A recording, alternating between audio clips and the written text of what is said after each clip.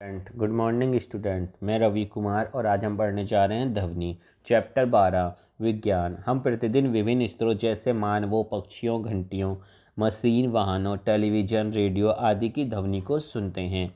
ध्वनि जो होती है वो ऊर्जा का ही एक रूप होता है जो हमारे कानों में श्रवण का संवेदन उत्पन्न करती है। ऊर्जा के अन्य रूप भी हैं जैसे यांत्रिक ऊर्जा, प्रकाश ऊर्जा। पिछले अध्यायों में आप यांत्रिक ऊर्जा का अध्ययन तो कर चुके हैं। आपको ऊर्जा संरक्षण के बारे में ज्ञात है। इसके अनुसार आप ऊर्जा को ना तो उत्पन्न कर सकते हैं और ना ही उसका विनाश कर सकते हैं। आप इसे केवल एक रूप से दूसरे रूप में परिवर्तित कर सकते हैं। जब ताली बजाते तो ध्वनि उत्पन्न होती है। क्या आप अपनी ऊर्जा का उपयोग बिना ध्वनि उत्पन्न कर सकते हैं? ध्वनि उत्पन्न करने के लिए आपने ऊर्जा के किस रूप का उपयोग किया? इस अध्याय में सीखेंगे कि ध्वनि कैसे उत्पन्न होती है और किसी माध्यम में यह किस प्रकार संचरित होकर हमारे कानों द्वारा ग्रहण की जाती है। एक सौरित्र त्रिभुज लीजिए और इसकी किसी भुजा को एक रबड़ के पैड पर मारकर इसे कंपित कीजिए। इसे अपने कान के समीप लाइए। क्या आप कोई ध्वनि सुन पाते हैं? कंपमान सौरित्र त्रिभुज की एक भुजा को अपनी अंगुली से स्पर्श कीजिए और अपने अनुभवों को मित्रों के साथ बांटिए।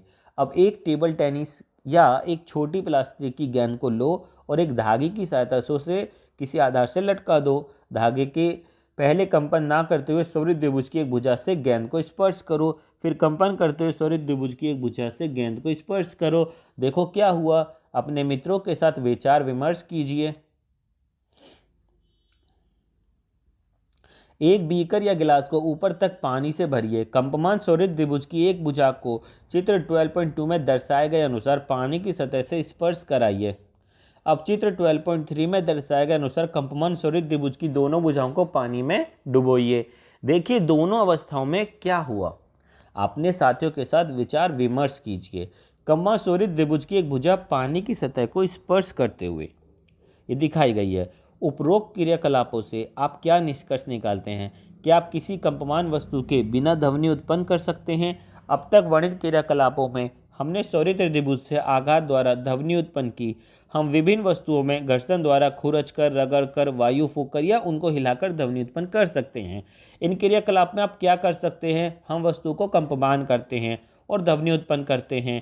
कंपन का अर्थ होता है किसी वस्तु की तेजी से बार बार इधर उधर गति करना। मनुष्य में वाक ध्वनि उनके वाक तंतुओं के कंपित होने के कारण होती है। जब कोई पक्षी अपने पंख को फड़फड़ाएगा तो क्या आप कोई ध्वनि सुनेंगे? क्या आप जानते हैं कि मक्खी भिनभिनाने को ध्वनि कैसे उत्पन्न करती है? एक खींचे हुए रबड़ के छल्ले को बीच से खींचकर छोड़ने पर यह कंपन करता है और ये ध्वनि उत्पन्न करता है। यदि आपने कभी ऐसा नहीं किया तो इसे कीजिए और तनी हुई रबड़ के छल्ले के कंपनों को देखिए। ठीक है। ध्वनि का संचरण। हम जानते हैं ध्वनि कंपन करती हुई वस्तुओं द्वारा उत्पन्न होती है।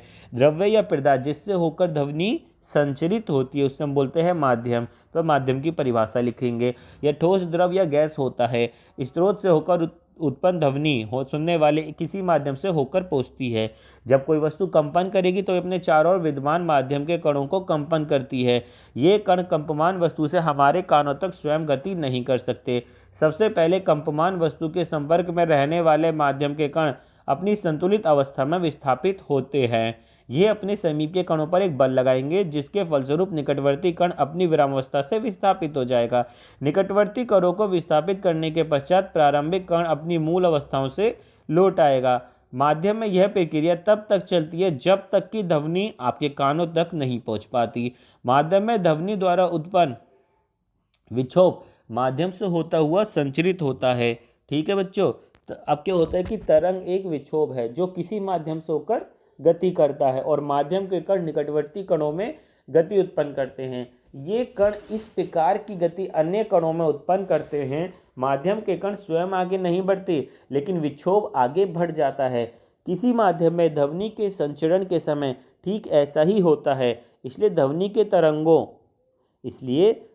के तरंगों के रूप में जाना जाता है। तरंगे माध्यम के कणों की गति द्वारा अभिलक्षित की जाती हैं और यांत्रिक तरंगें कहलाती हैं। तो यहाँ से आप क्या करोगे बच्चों?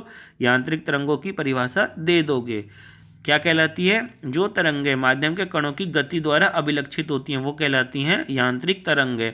ध्वनि के संचरण के लिए वायु सबसे अधिक सामान्य माध्यम है। जब कोई कंपमान वस्तु आगे की ओर कंपन करती है तो अपने सामने की वायु को धक्का देकर संपीड़ित करती है। इस प्रकार एक उच्च दाब का क्षेत्र उत्पन्न होता है। इस क्षेत्र को हम बोलते हैं संपीड़न। यह संपीड़न कंपमान वस्तु से दूर आगे की ओर गति करता है। जब कंपमान वस्तु पीछे की ओर उत्पन्न होती है तो एक निम्न दाब का क्षेत्र उत्पन्न होता है जिसे विरलन कहते हैं। जब वस्तु कंपन करती है अर्थात आगे और पीछे तेजी से गति करती है तो वायुदेश संपीड़न और विरलन की एक श्रेणी बन जाते हैं। क्या बनती है बच्चों? एक बनेगा संपीड़न और एक विरलन। ठीक है। अब यही संपीड़न और विरलन ध्वनि तरंगें बनाता है जो माध्यम से होकर संचरित होती है। संपीड़न उच्च दाब का क्षेत्र है और विरलन जो होता है वो निम्न दाब का क्षेत्र है। दाब किसी माध्यम से के दिए हुए आयतन के कणों की संख्या से संबंधित होता है। किसी माध्यम में कणों का अधिक घनत्व अधिक दाब की ओर, कम घनत्व कम दाब की ओर दर्शाता है। इस प्रकार ध्वनि का जो संचरण होता है वो परिवर्तन के संचरण के रूप में देखा जा सकता है।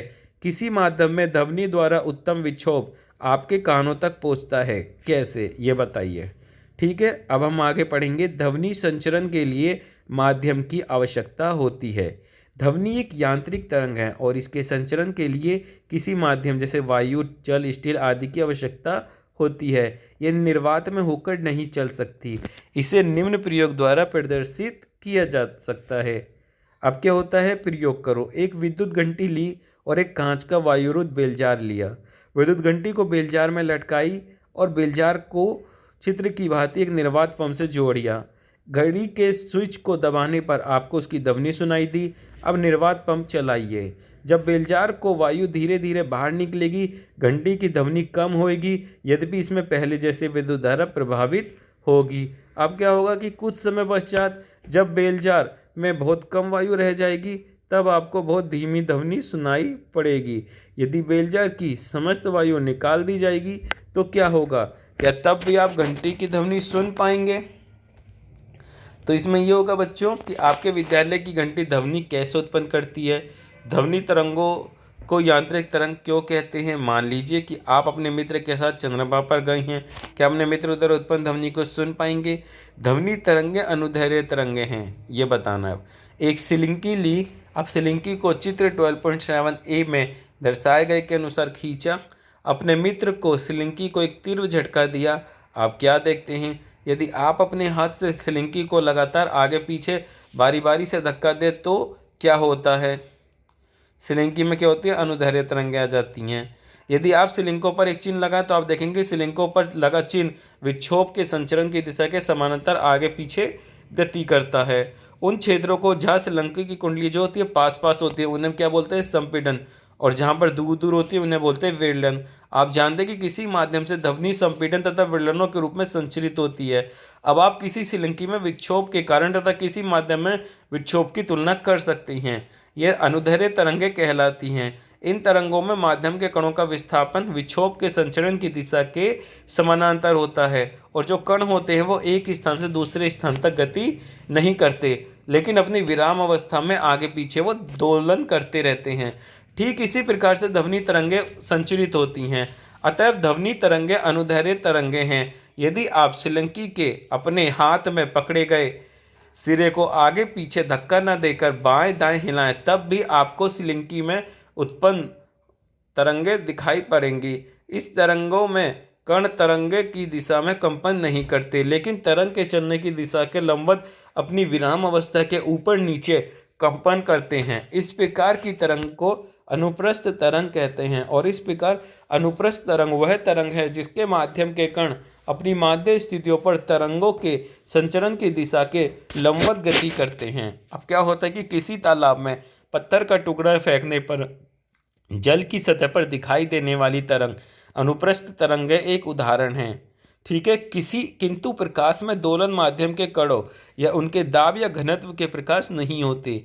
प्रकाश तरंगें यांत्रिक तरंगें हैं। आप अनुप्रस्थ तरंगों के बारे में अधिक जानकारी बड़ी कक्षाओं में प्राप्त करेंगे।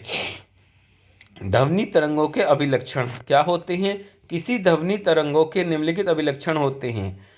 आवृत्ति, आयाम और वेग। ध्वनि तरंग का ग्राफीय रूप में दिखाया गया है चित्र में, जो प्रदर्शित करता है कि जब ध्वनि तरंगें किसी माध्यम में गति करती हैं तथा दाब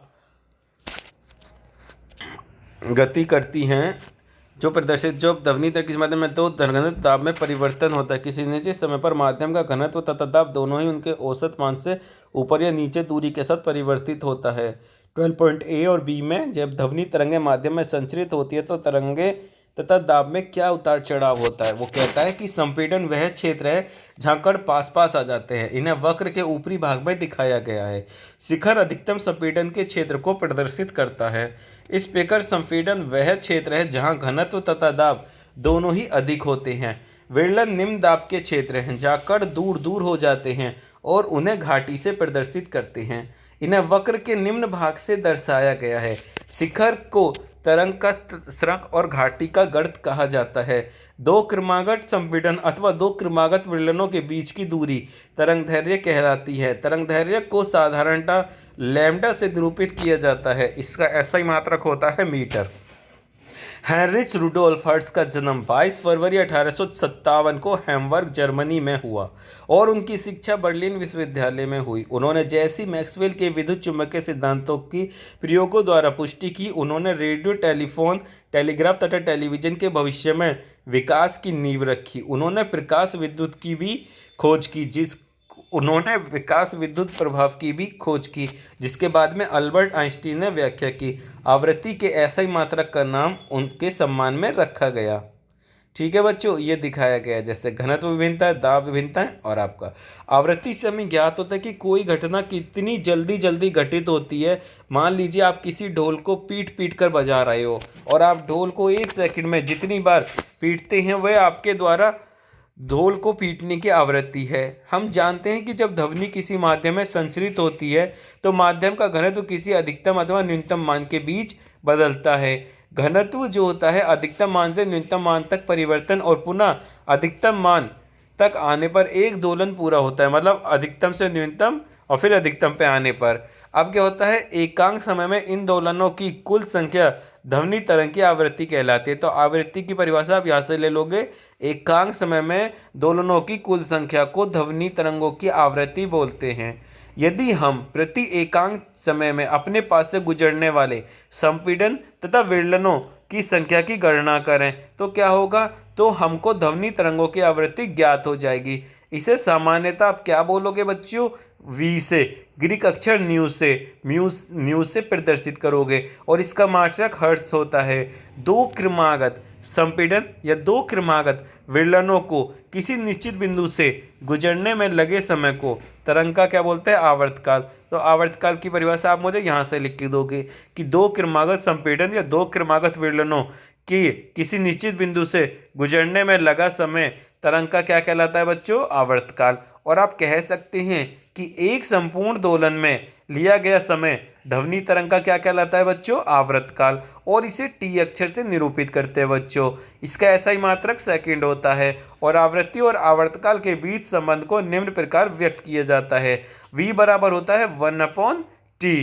ठीक है, इस प्रकार एक उच्च तारक की ध्वनि से हमें यह ज्ञात होता है कि किसी बिंदु से एकांक समय में संपीड़न तथा विरलन की अधिक संख्या गुजरती है।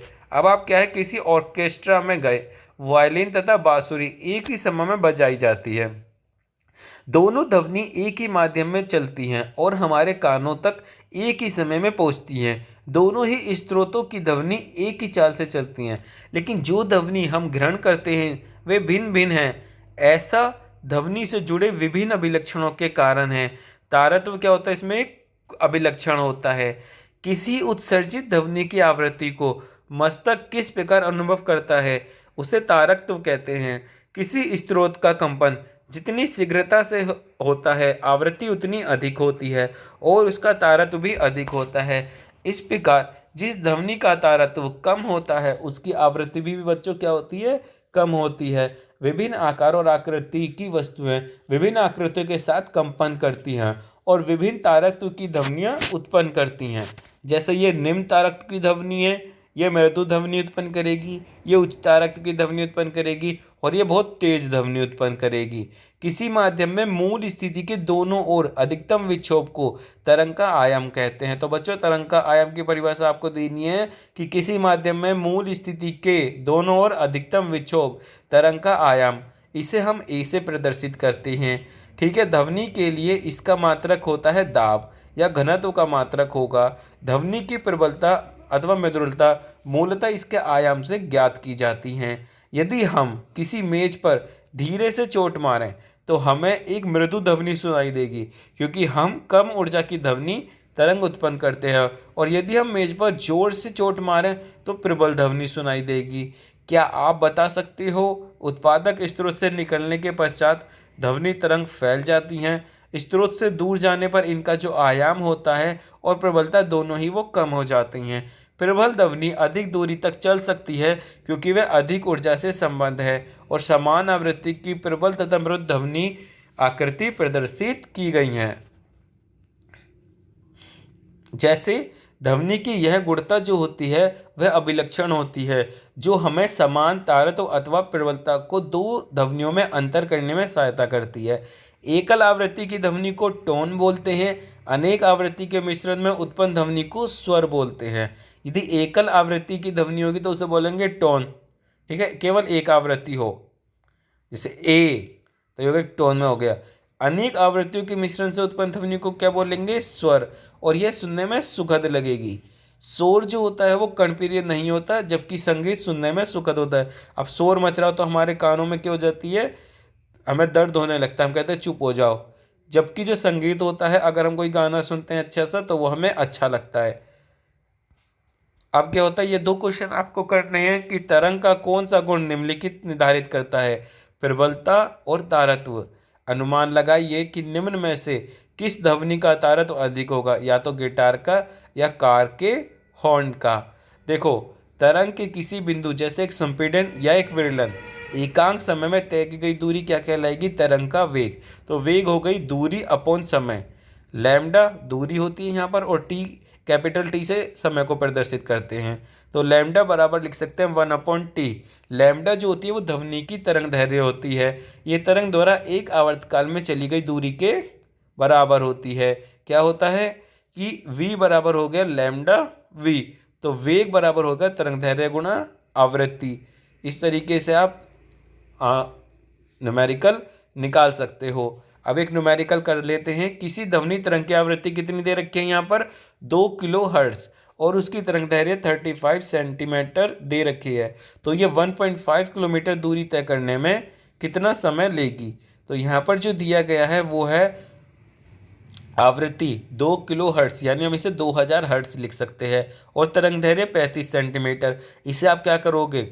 1 मीटर में 100 सेंटीमीटर होते हैं, तो आप इसे 100 से डिवाइड कर दोगे क्योंकि मीटर में लाना है। हम जानते हैं कि जो वेग होता है वो होता है तरंग दैर्घ्य गुणा आवृत्ति। 0.35 जो है वो आपका तरंग दैर्घ्य और आवृत्ति है 2000। तो जब इसे आप मल्टीप्लाई करोगे तो यहाँ पर आप पॉइंट लगाओगे और हटाओगे और 2 जीरो लगा दोगे, तो 2 जीरो से 2 जीरो तो 700 मीटर प्रति सेकंड आ जाएगा। तो आज के लिए बच्चों इतना ही। जय माता दी, धन्यवाद।